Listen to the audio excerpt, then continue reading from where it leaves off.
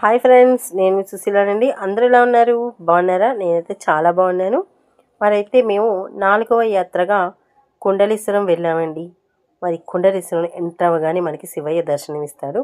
ఇదంతా కూడా ఆలయం లోపల ప్రాంగణం అన్నమాట.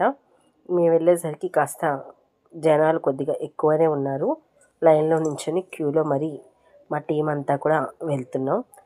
మరి ఆలయం లోపలైతే చాలా చక్కటి పురాతన కట్టడం కాబట్టి చూడటానికి చాలా బాగుంది. ఈ ఆలయం కోసం నాకైతే చాలా తక్కువే తెలుసండి.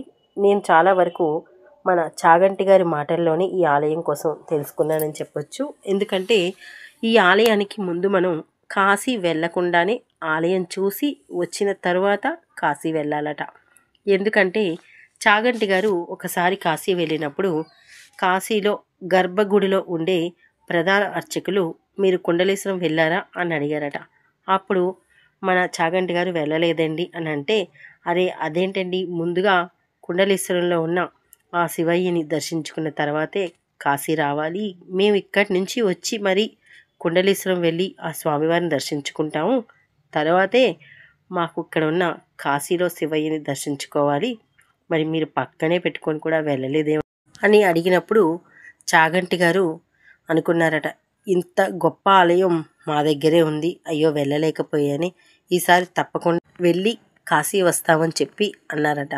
మరి ఇంతటి మహత్తరమైన గొప్ప ఆలయాన్ని మనం దర్శించుకోవడం నిజంగా నా అదృష్టం అండి. నేనైతే కాశీ వెళ్ళలేదు.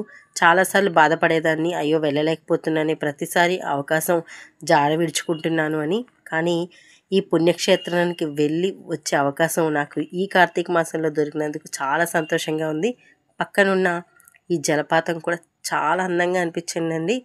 గోదావరి కాలువ నిజంగా ఎంత అందంగా ఉందో, ఈ ప్రకృతి చూస్తుంటే ఈ రమణీయతని, మనసులో ఎన్ని బాధలున్నా, ఎన్ని కష్టాలున్నా, ఎలాంటి టెన్షన్లు ఉన్నా అన్నీ మర్చిపోయి చాలా హ్యాపీగా ఫీల్ అయ్యాను.